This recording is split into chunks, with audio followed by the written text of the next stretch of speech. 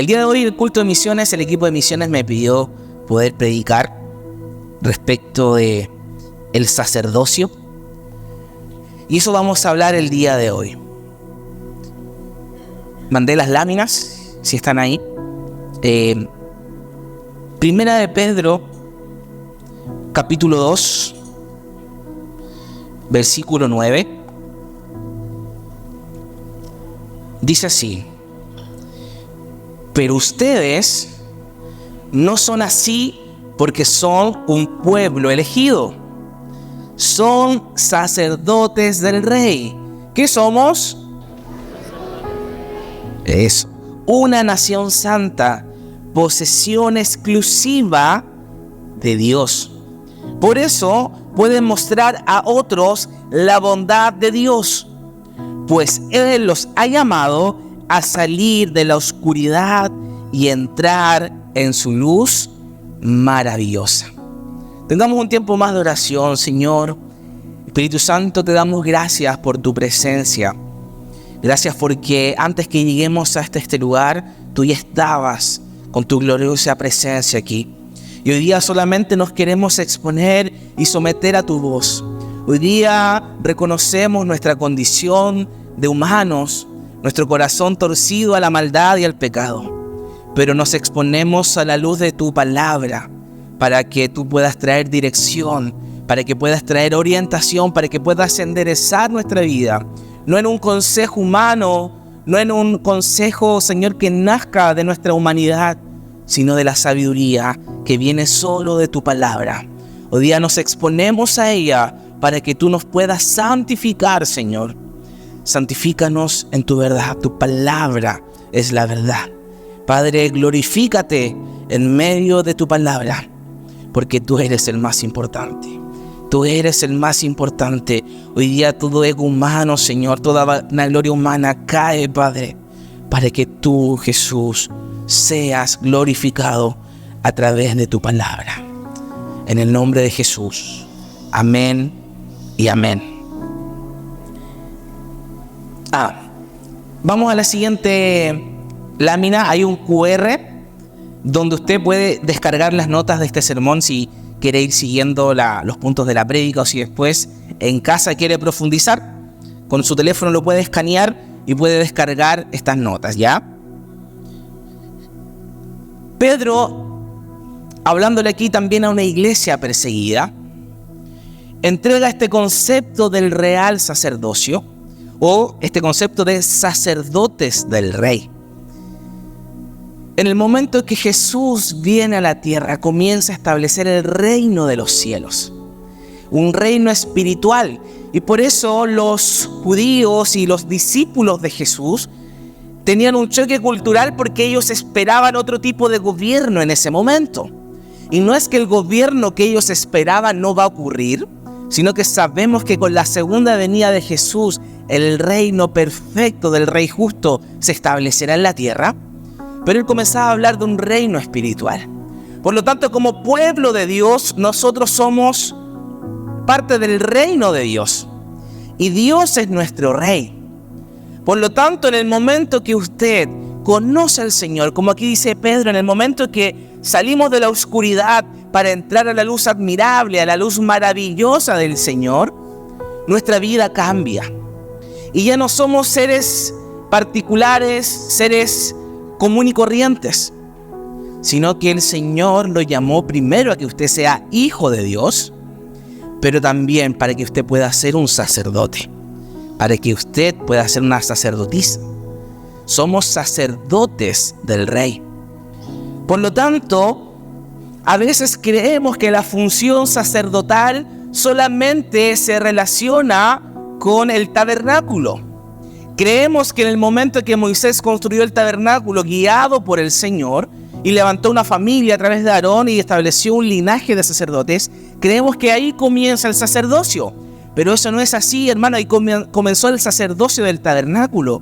Pero el sacerdocio de Dios comienza desde Génesis 2:15. Dice: tomó pues Jehová Dios al hombre. Aquí habla no solamente como Adán, sino que al hombre, a Adán y Eva, a la raza humana, y lo puso en el huerto del Edén para que labrara y lo guardase. Otras versiones dice para que trabajase y lo guardara. Esta palabra trabajar y guardar vienen del original abad y chamar. Abad y chamar, trabajar y guardar, que más adelante cuando se instaura el sacerdocio del tabernáculo, Dios establece la misma función para ellos. Trabajen y guarden. Trabajen y guarden. Por lo tanto, el sacerdocio no estaba limitado solamente al tabernáculo, sino que el sacerdocio es un diseño de Dios para con sus hijos, para que trabajemos y guardemos las promesas de Dios, el propósito de Dios, la asignación que Él entregó a nuestra vida para gloria de Él. Pero el sacerdocio no acaba en la iglesia. Por eso el sacerdocio trasciende nuestra vida y trasciende nuestra historia, porque luego en Apocalipsis 1:6, cuando habla aquí del Cordero, dice: al que ha hecho de nosotros un reino de sacerdotes al servicio de Dios Padre. A Él sea la gloria y el poder por los siglos de los siglos. Por lo tanto, el sacerdocio comenzó con Adán y Eva en Génesis, en el huerto del Edén. No funcionó en el diseño original, pero eso no terminó ahí, sino que fue trascendiendo en la historia de la humanidad. Y no terminó cuando vino Jesús y el tabernáculo también desapareció, no. El sacerdocio que Dios demanda de su pueblo trasciende nuestra vida, incluso hasta la segunda venida del Señor. Porque luego Apocalipsis 5 dice que Él estableció de nosotros un pueblo de reyes y sacerdotes y reinaremos con Cristo en la tierra. Por lo tanto, debemos entender de que somos un pueblo de sacerdotes. ¿Usted es un sacerdote o no? Amén. Somos un pueblo de sacerdotes. Y hermano, abad, trabajar, tiene que ver con servicio. Un sacerdote que nos sirve es un sacerdote que no está cumpliendo su asignación. El sacerdocio tiene que ver con servicio. Y ayer teníamos el discipulado de los nuevos servidores y les decíamos que en este mundo tan individualista, en este mundo tan egoísta, en este mundo y en la sociedad que hoy día se mueve mucho lo que yo necesito, lo que yo quiero, lo que a mí me gusta, lo que a mí me agrada, es necesario que se levante un pueblo de sacerdotes, que se levante un pueblo de servidores que sea capaz de renunciar a sus egos, que sea capaz de renunciar a su necesidad. ¿Para qué? Para servir al prójimo, para servir a Dios a través del prójimo. Por eso Dios está levantando un pueblo de sacerdotes que entiendan que sacerdocio no tiene que ver con posición, que sacerdocio no tiene que ver con una mayor autoridad espiritual, sino que tiene que ver con servicio. Por eso dice, vamos a la siguiente aquí, somos un pueblo escogido, no para privilegios especiales. Que seamos sacerdotes, que seamos hijos de Dios no nos hace más especiales que los demás, sino que nos hace participantes activos del servicio especial que va para Dios. Entonces el sacerdocio tiene que ver con servicio desde el principio, desde que Dios llamó a Adán y a Eva. Desde ese momento el sacerdocio tiene que ver con principio, y en el tiempo esto no ha variado y no ha cambiado.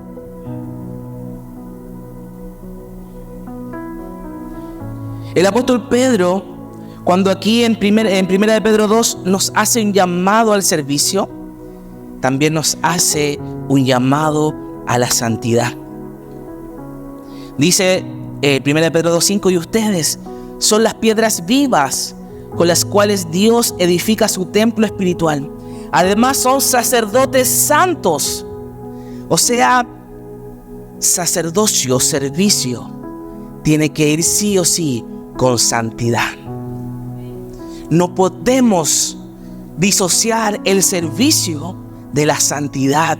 No podemos disociar lo que hacemos en el servicio de la iglesia, en el servicio de los santos, de la santidad. Porque sacerdocio también es ser santo, porque Él es santo. Y que seamos hijos de Dios no nos exime de que tengamos que ser servidores de Dios. Porque se han levantado algunas líneas, no tengamos mentalidad de siervo, no tengamos mentalidad de esclavo, tengamos mentalidad de hijos. Y eso es verdad, pero es una verdad incompleta. Que seamos hijos de Dios no nos exime del servicio, sino que ahora servimos a Dios. Somos esclavos por amor, pero con identidad de hijo. Y eso es distinto.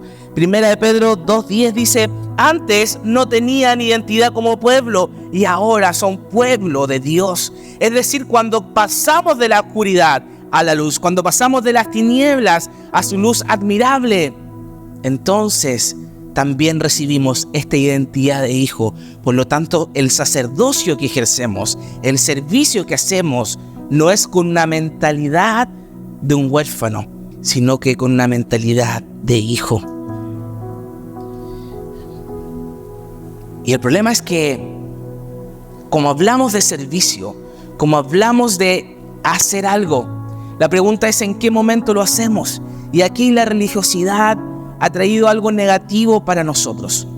Porque por mucho tiempo nosotros separábamos, no, esto es espiritual y esto es secular. ¿Se acuerda? Separábamos lo que hacíamos porque no, lo que tiene que ver con la iglesia es espiritual, lo que tiene que ver con lo que hago yo de lunes a viernes a sábado es secular. Pero eso no nos muestra la Escritura. Porque hoy día, cuando Jesús vino y Jesús rasga el velo y hoy día tenemos acceso directo a la presencia de Dios, tenemos un sacerdocio 24/7, 24 horas al día, los 7 días de la semana, porque ahora ya no solamente es Dios con nosotros, porque cuando vino la promesa del Espíritu Santo también es Dios en nosotros. Por lo tanto, hermano, hermana, todo el tiempo usted está cumpliendo una labor sacerdotal. No lo hace en la iglesia, no lo hace cuando sirve a la pastoral generacional, no lo hace cuando sirve a las mujeres, no lo hace cuando sirve a protocolo, a servicio. Todo el tiempo Dios está mirando su servicio, porque hoy día somos sacerdotes 24/7 a tiempo completo al servicio del Rey de Reyes. Y esto cambia nuestra forma de pensar, porque así como usted se enfrenta en su trabajo el día de mañana, es como Dios está midiendo su servicio. Así como usted se enfrenta el día de mañana en la casa en cómo trata a su esposo, a sus hijos, Dios está midiendo su servicio, porque somos sacerdotes 24/7. Por lo tanto, el gran desafío, o lo que debemos preguntarnos, no está en qué debo servir, en qué voy a ejercer sacerdocio, porque en lo que usted haga va a estar ejerciendo sacerdocio, en lo que usted haga va a estar sirviendo. La pregunta que debemos hacernos es: ¿cómo debemos servir? ¿Cómo debo ejercer mi sacerdocio? ¿Qué dice la palabra del Señor respecto a mi conducta? Y es eso lo que vamos a ver el día de hoy. Vamos a ver 3 principios en la palabra respecto a cómo debemos servir, qué debemos considerar en este sacerdocio 24/7. Y lo primero, vamos al primer punto.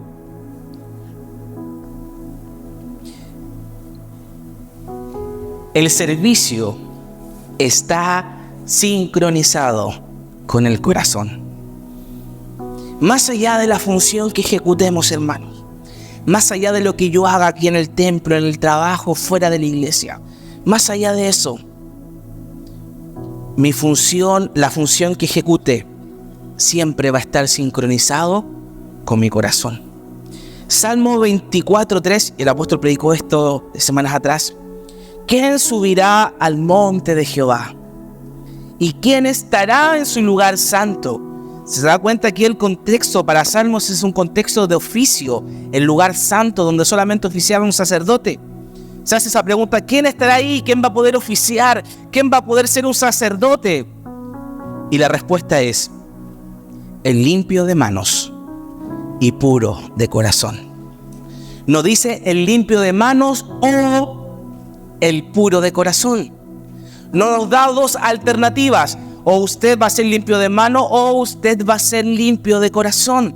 Lo que nos plantea la Escritura es que ¿Quién va a oficiar al Señor a subir al lugar santo? El limpio de manos y puro de corazón.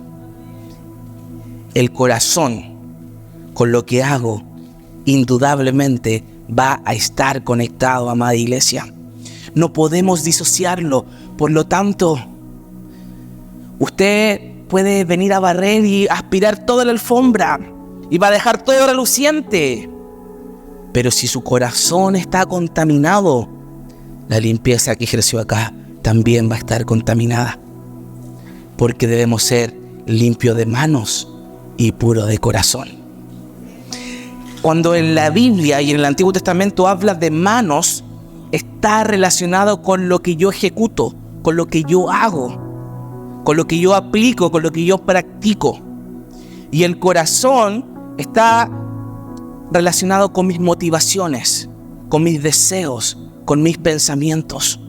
Por lo tanto, un corazón puro que no manifiesta servicio no está tan puro como dice. No, pastor, si mi corazón está limpio, yo no tengo nada en mi corazón, yo no guardo nada, yo mi corazón lo tengo consagrado al Señor. Pero si ese corazón puro no se refleja en el servicio, entonces no es tan puro como dice ser.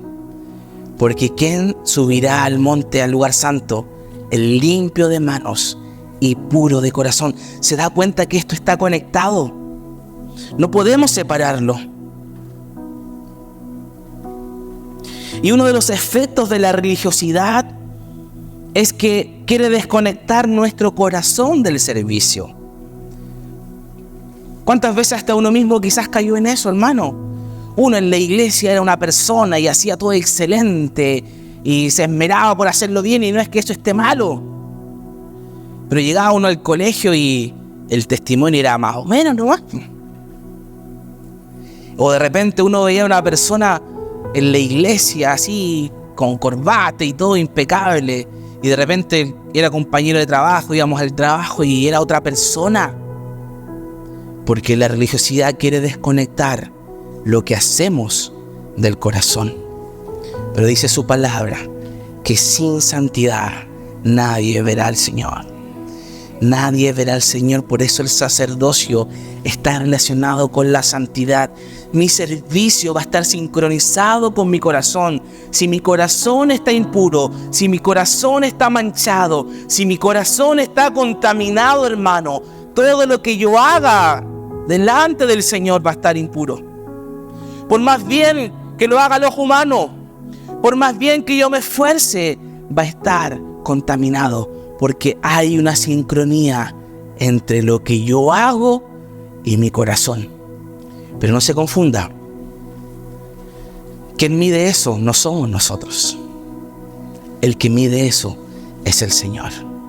Él tiene la rúbrica, Él tiene la pauta para evaluar cómo está nuestro servicio y cómo está nuestro corazón. Jesús mismo enfatizó esto en su ministerio, y en Mateo 15:8 dice: este pueblo de labios me honra, mas su corazón está lejos de mí, pues en vano me honran, enseñando como doctrinas mandamientos de hombre.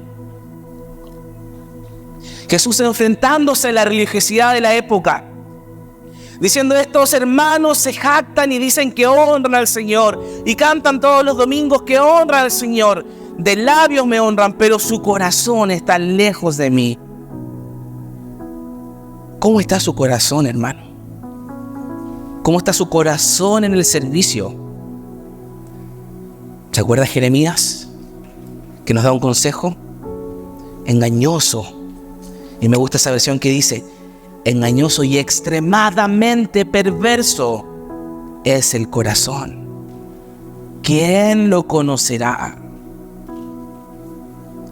El único que puede medir y pesar nuestros corazones es el Señor. Por eso le necesitamos a Él todo el tiempo. Por lo tanto, como sacerdotes, es necesario cultivar un corazón puro, lo cual no solo nos hace dignos de servir, sino que también garantiza que nuestro servicio tendrá un impacto espiritual, positivo y auténtico. La pureza de corazón se refleja en la humildad, en la sinceridad y en el amor desinteresado. Un corazón puro no busca reconocimiento ni recompensa terrenal. Un corazón puro solo busca glorificar al Señor. Glorificar al Señor. Cuando usted hace algo y nadie lo ve, no es que nadie lo ve, Dios está viendo su servicio. Dios está viendo su entrega y Él está midiendo cómo está su corazón y cómo está su servicio. Amén. Primer punto entonces, el servicio está sincronizado con el corazón. Vamos al segundo. Y como seres humanos siempre tenemos que buscar referentes. ¿Como quién quiere ser usted? ¿Se da cuenta que los niños siempre quieren ser como el papá, la mamá, o buscan un superhéroe, o buscan algún referente? Y nuestra vida es de buscar referentes. Y yo le quiero decir que el mejor referente por excelencia que vamos a tener en todo se llama Jesucristo el Señor. No hay otro referente que pueda darnos la directriz indicada. Y Cristo debe ser nuestro parámetro de excelencia en el servicio. Excelencia en el servicio, excelencia en el sacerdocio, excelencia en todo lo que hacemos. Y cuando tenemos el foco puesto en nuestro Señor, asumimos que todo lo que hacemos, hermano, lo hacemos para glorificar al Señor. Por lo tanto, el foco no debe estar solamente en lo que hacemos, sino en cómo lo hacemos. Y eso es excelencia. Y Cristo es nuestro parámetro de excelencia. Cuando nos centramos en la dimensión de cómo lo hacemos, solamente hay una palabra que define el cómo lo hacemos, y es excelencia. Y quiero decirle que nuestra excelencia estará determinada por nuestra actitud. Nuestra excelencia estará determinada por nuestra actitud. Filipenses 2:5 dice: la actitud de ustedes, de nosotros, debe ser como la de, ¿se acuerda ese versículo? Como la del pastor Francisco, como la del apóstol José, como la del pastor Daniel. ¿Cómo debe ser la actitud de ustedes? Como la de Cristo Jesús. Siendo por naturaleza Dios, no consideró el ser igual a Dios como algo que aferrarse. Por el contrario, se rebajó voluntariamente y tomando la naturaleza de siervo y haciéndose semejante a los seres humanos. Y al manifestarse como hombre se humilló a sí mismo y se hizo obediente hasta la muerte y muerte de cruz. Aquí en Filipenses el apóstol Pablo en esta carta nos da una cátedra de cómo debe ser nuestra actitud. Si usted quiere mejorar la excelencia en su servicio, no se trata de qué tan bien hace lo que hace, se trata de cómo refleja a Cristo usted en lo que hace. La actitud con la que usted enfrenta los desafíos del día a día va a hablar de la excelencia de su sacerdocio, de la pureza de su sacerdocio. Y hay tres conceptos que debemos tener en cuenta: capacidad, motivación y actitud. Capacidad es lo que me permite hacer algo. Usted ve que aquí los salmistas, ellos cantan súper bien, ¿verdad? Porque tienen una capacidad vocal que les permite ser afinados. A la pastora Susana ya le gustaría tener esa capacidad, ¿cierto? A mí también me gustaría tener esa capacidad, porque capacidad es lo que nos permite hacer algo. Por otra parte está la motivación.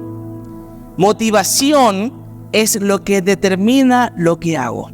Cuando usted hace algo es porque se motivó. ¿Cuántos van a comenzar la dieta el día de mañana? A ver, el día lunes, ¿sí o no? El día lunes siempre es el día de las dietas. Y cuando usted dice, ya, hoy día no como más pan, es porque algo lo motivó, ¿cierto? Hubo una motivación en usted que determinó que usted comienza a hacer algo. Pero actitud no tiene que ver ni con capacidad, lo que me permite hacer algo. Actitud no tiene que ver con motivación, lo que determina que yo haga algo, sino que actitud tiene que ver cuán bien hago las cosas. Excelencia, excelencia. Nuestra actitud determina nuestro comportamiento. Nuestra actitud va a determinar nuestro comportamiento. De hecho, en el mundo de los aviones, los pilotos de avión usan un concepto que se llama actitud de vuelo. Y aquí el Nacho, él fue casi piloto, ¿cierto, Nacho? Y está ese concepto de actitud de vuelo. Y la actitud de vuelo es un parámetro que usan para ver cómo va a ser el comportamiento del avión. Si la actitud de vuelo es, no sé, más 5 positivo, todo el avión se va a comportar de esa forma. Porque nuestra actitud determina nuestro comportamiento. Ahora la pregunta es, ¿qué actitud tenemos que tener? ¿Qué actitud tenemos que tener? Y la actitud está reflejada acá en Filipenses 2, lo que acabamos de leer. Y hay 3 conceptos claves donde vamos a descubrir la actitud de Cristo Jesús, qué es lo que nosotros debemos imitar, cuál es el parámetro que debemos seguir en la excelencia en el servicio. Lo primero es renuncia. Jesús era Dios. Dice acá, hay en ustedes pues la actitud que hubo en Cristo Jesús, el quien siendo por naturaleza Dios, no consideró el ser igual a Dios como algo que aferrarse. Eso no es otra cosa que renuncia. Hermano, si usted quiere ser excelente en su servicio, si usted quiere ser excelente en su sacerdocio, tiene que tener una vida de renuncias. Renunciar a su comodidad, renunciar a su ego, renunciar a sus deseos. Una vida de renuncia como la de Cristo Jesús hace que nuestro servicio sea excelente. Renuncia, renuncia. Mateo 16, 24. Si alguno quiere venir en pos de mí, niéguese a sí mismo, tome su cruz y sígame, porque el que quiera salvar su vida la perderá, pero quien pierda su vida por mí la encontrará. Amado hermano, la única forma de encontrar la vida abundante y la vida plena es que renunciemos a nuestra vida para asumir la vida que Cristo quiere que vivamos.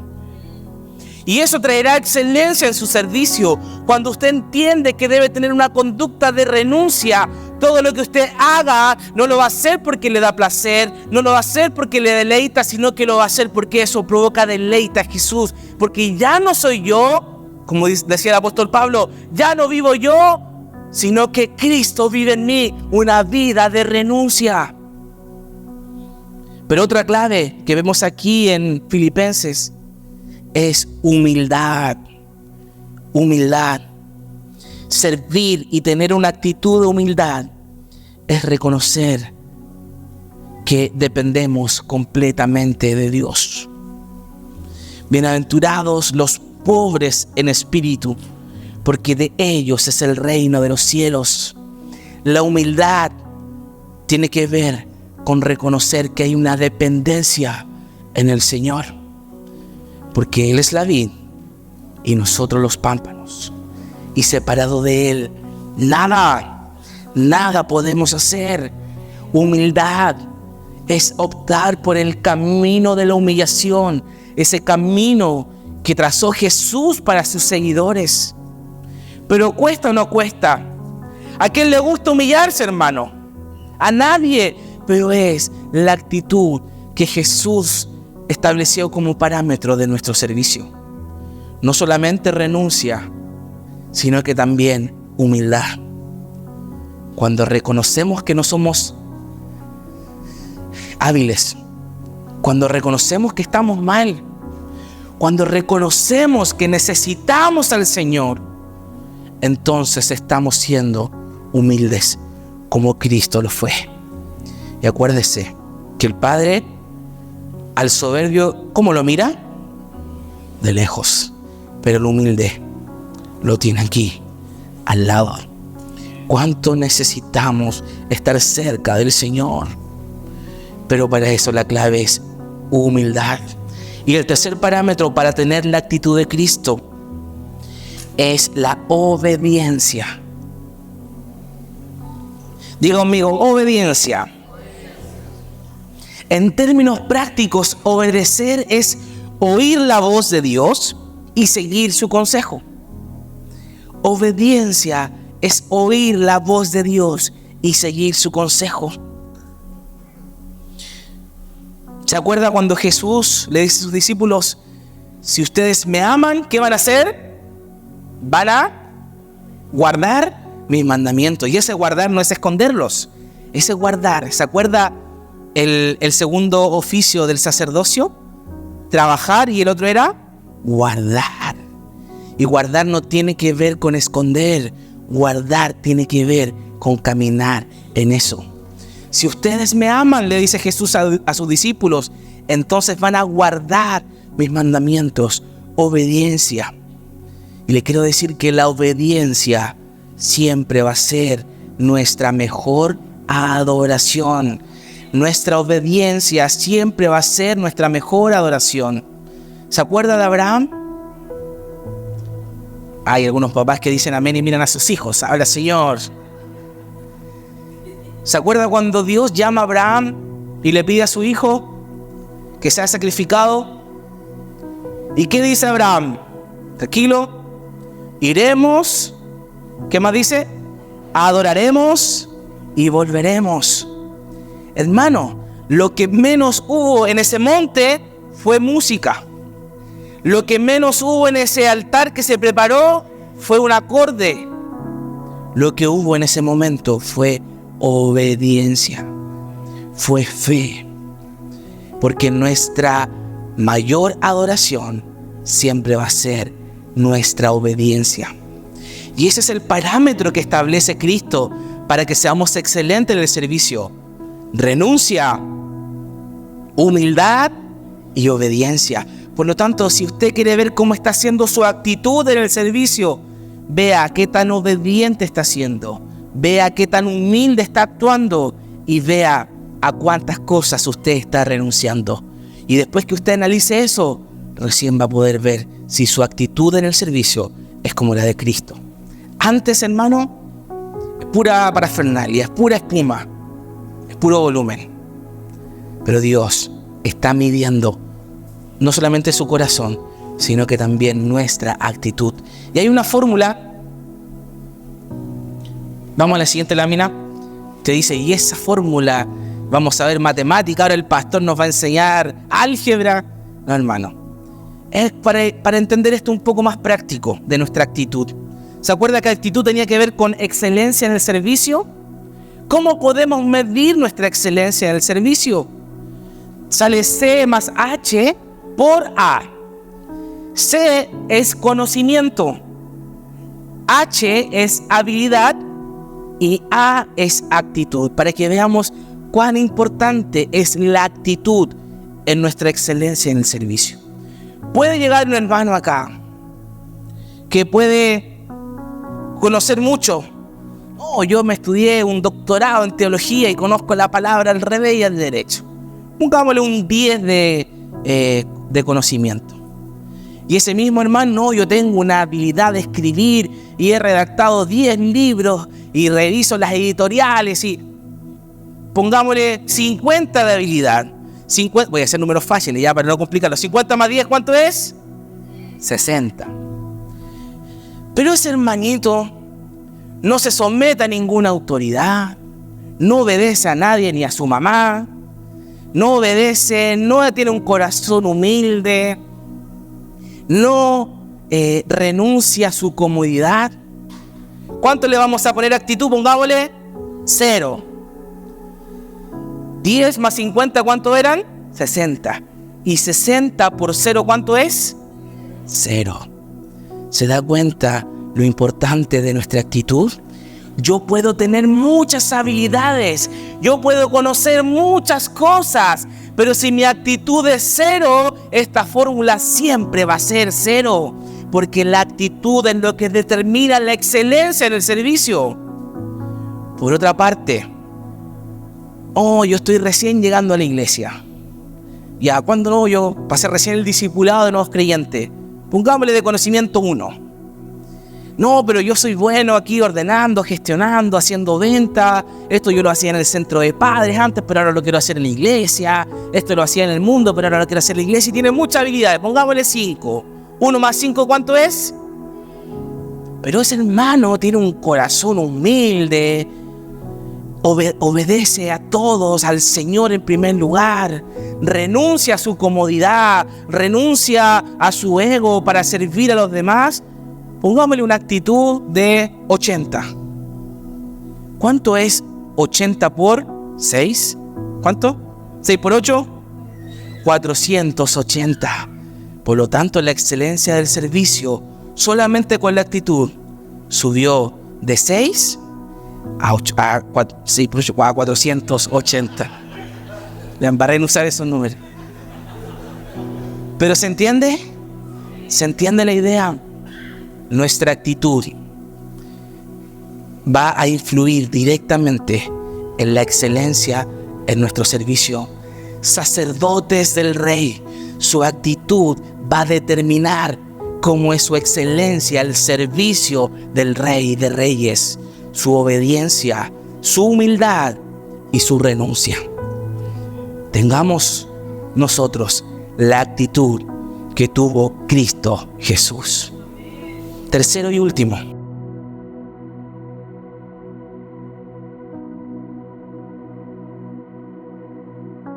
Nuestro servicio sin devoción a Cristo es solo activismo.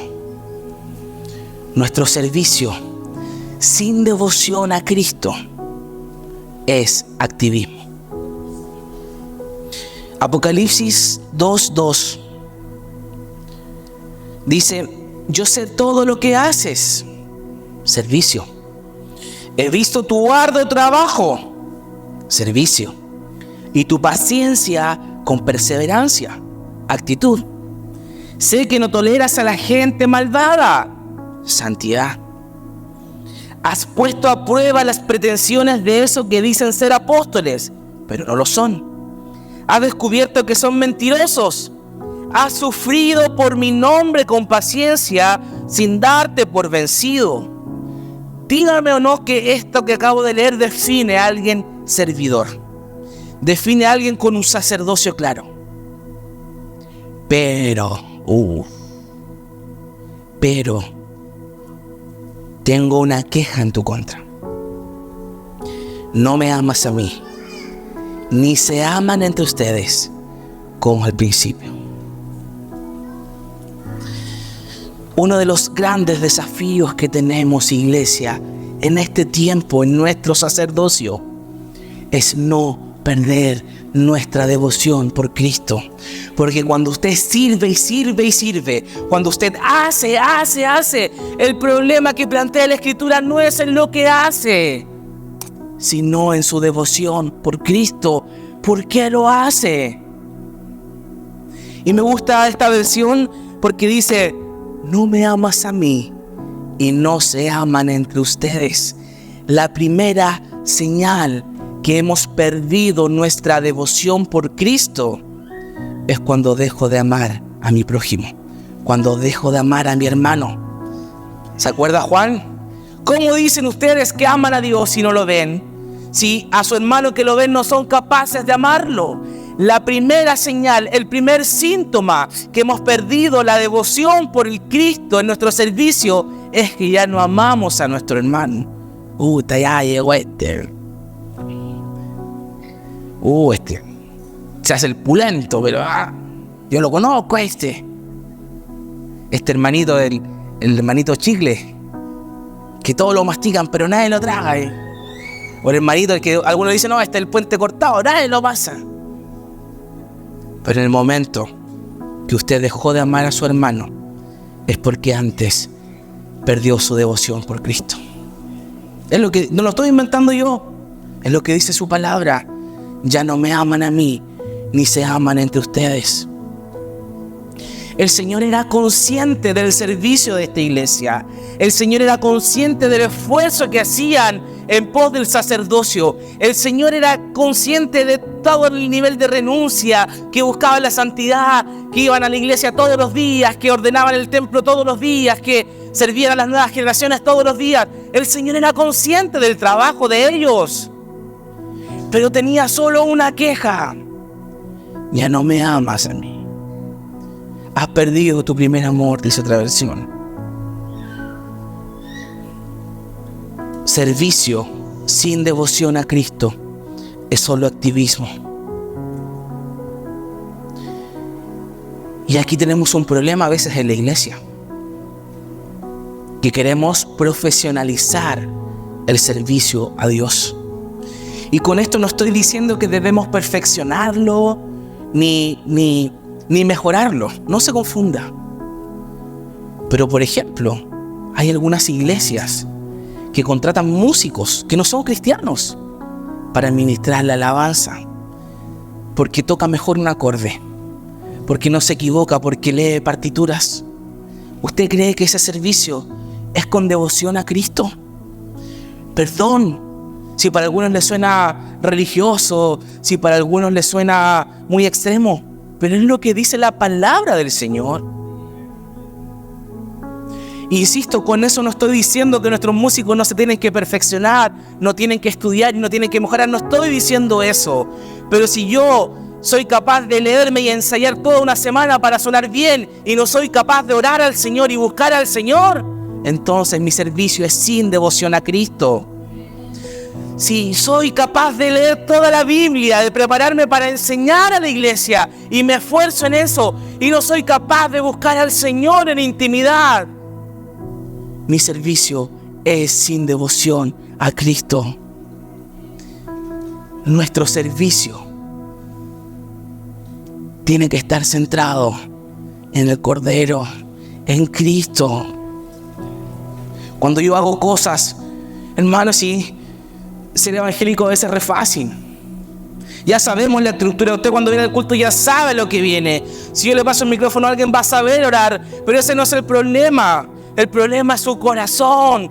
¿Cuánto está amando usted a Cristo? Y cómo sabe cuánto está amando a Cristo es cómo está amando a su hermano, cómo está relacionándose con su prójimo. Si usted ve sobre todo las cosas malas en su hermano y no ve a Cristo, entonces usted perdió la devoción por Cristo. Porque es más fácil ver la paja en el ojo ajeno. Pero aquí tenemos así una viga, por hermano. Que el Señor nos ayude a no perder la devoción por Él. Por eso es importante evaluar constantemente nuestras motivaciones. ¿Por qué hacemos lo que hacemos? Insisto, hermano, podemos hacer muchas cosas. Usted puede venir a la iglesia todos los días, pero si no tiene amor por Cristo, usted perdió lo más importante. Si usted no ama al Señor como al principio, si usted no se apasiona por Él como al principio, perdió lo más importante, la devoción por el Señor, su primer amor. Y a veces en la iglesia nos equivocamos y servimos para tener la aprobación del Señor. No, hermano, yo quiero servir porque yo quiero servir para... Y la motivación es que yo quiero tener la aprobación del Señor. Pero es suficiente que le saquemos esa función a ese hermano y ese hermano se va de la iglesia. Si yo le quito ese servicio a ese hermano y no lo veo más, su devoción no era Cristo. Su devoción era lo que hacía. Y hay ahí una línea muy delgada, iglesia. Y ese hermano después se va a servir al mundo, ¿se da cuenta, no? Y no tiene problema. Pucha, no quiero meterme la pata a los caballos, pero no tiene problema en servir en el centro de padre y arma y organiza todos los bingos y va a hacer los completos al bingo del colegio y todo, y no tiene problema en eso. Porque su corazón no estaba con Cristo cuando servía acá. Su corazón estaba con lo que hacía. Y con esto no estoy diciendo que no vamos a ayudar en el colegio, no estoy diciendo que usted no va a servir, porque recuerde que somos sacerdotes 24/7. Donde yo haga, voy a estar agradando al Señor. Lo que hago en el colegio, para agradar al Señor. Lo que hago en la iglesia, va a agradar al Señor. Pero si yo arranco el servicio de esa persona y esa persona desaparece de acá, es porque su devoción era el servicio y no Cristo. Juan 6:35. Jesús les dijo: yo soy el pan de vida. El que a mí viene nunca más tendrá hambre, y el que en mí cree no tendrá sed jamás. Cuando Jesús escribe esto, cuando Jesús dice eso, el contexto fue después de la multiplicación milagrosa del desierto. Y las multitudes comenzaron a seguir a Jesús y no lo dejaban tranquilo. No, él tiene que ser nuestro rey. ¿Se acuerda que lo querían hacer rey de los judíos? Y las multitudes lo comenzaron a seguir. Pero Jesús discernió su corazón. Él se fue al otro lado, cruzó en barco, y ahí entre paréntesis fue cuando caminó sobre el agua. Después volvió a la orilla y ahí estaba la gente. La gente estaba buscando a Jesús. ¿Es malo buscar a Jesús? No. ¿Pero por qué Jesús les dice eso? Porque sus motivaciones eran las incorrectas. Y Jesús les dice: ustedes no me buscan por quién soy yo. Ustedes no me sirven por quién soy yo. Ustedes no vienen a la iglesia por lo que yo significo para ustedes. Ustedes me buscan por lo que pueden obtener a través de mí. Ustedes quieren pan, ustedes quieren comida, ustedes quieren solo los beneficios, pero no me quieren a mí. Jesús discernió sus corazones y por eso les dice: yo soy el pan de vida. El que de mí come nunca más tendrá hambre, y el que en mí cree nunca más tendrá sed. Hermano, iglesia, sacerdote del Señor, nada va a llenar tu vida más que Cristo. Ni el servicio, ni la adoración, ni la alabanza, ni lo que tú hagas en la iglesia va a poder saciar tu vida. Solo Cristo va a llenar realmente tu vida. Porque algún momento el servicio que hacemos va a pasar. Algún momento las funciones van a cambiar. Pero Cristo siempre seguirá siendo el que es, el que era y el que ha de venir. ¿Qué está motivando nuestro servicio, iglesia? ¿Lo hacemos porque amamos al Señor o lo hacemos porque amamos lo que hacemos? Si usted tiene 20 reuniones en la semana y no es capaz de orar una vez, hermano, su devoción no está en Cristo. Está en lo que está haciendo. Y aquí está la clave y con esto terminamos. Primera de Pedro 2:4, lo que estábamos leyendo. Dice: acercándonos a Él, hablando de Jesús, piedra viva, desechada ciertamente por los hombres, mas para Dios escogida y preciosa. Vosotros también, como piedras vivas, sed edificados como casa espiritual y sacerdocio santo, para ofrecer sacrificios espirituales aceptables a Dios por medio de Jesucristo. Acercándonos a Él, a Jesús, piedra viva. Me llama la atención que aquí dice: escogida y preciosa por Dios. Si hay una piedra preciosa para Dios Padre, si hay algo que en el corazón de Dios Padre es lo más importante, es su Hijo Jesús.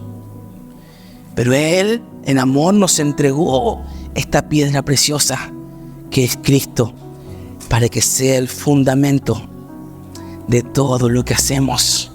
Por eso dice: nosotros somos piedras vivas, pero la piedra más importante, la piedra fundamental, se llama Jesucristo, el Señor. Y todo lo que edifiquemos fuera de Jesús va a hacer que nuestro sacerdocio sea ineficaz, que sea impuro, que sea inútil. Pero todo lo que construimos sobre Cristo, esto se vuelve efectivo en el reino. Somos llamados a ser un pueblo santo. a ser sacerdotes del Rey. ¿Qué implica ser sacerdotes? Que oficiamos 24/7, porque habitamos en la presencia del Señor todos los días. Pero todo lo que hacemos debemos considerar que nuestras manos, lo que hacemos, va a estar conectado con nuestro corazón. Que la excelencia en lo que hacemos va a estar determinada por nuestra actitud. Y debemos tener la actitud de Cristo Jesús: obediencia, renuncia, humildad. Y que todo lo que hacemos tiene que ser con devoción al Cordero, a Jesús. Es por eso, iglesia, que la invitación de esta mañana es: contemplemos a Jesús completamente, al Cordero y al León, como dice Apocalipsis, el Alfa y la Omega, el principio y el fin, el que era, el que es y el que ha de venir. ¿Cómo mejoramos nuestro sacerdocio? Porque quizás le planteé un problema. ¿Cómo mejoramos? ¿Cómo somos sacerdotes santos para el Rey? Contemplando, amando y disfrutando a Cristo. Por eso cantamos de su belleza, porque Él es el más hermoso de los hijos de los hombres. Por eso decimos que Cristo es hermoso, porque lo contemplamos de forma completa. Porque Él es el único que le da sentido a nuestra vida y a lo que hacemos. Porque Él tiene que estar en todo lo que hacemos. Porque si Jehová no edificase la casa, en vano, hermano, en vano hacemos todo lo que hacemos.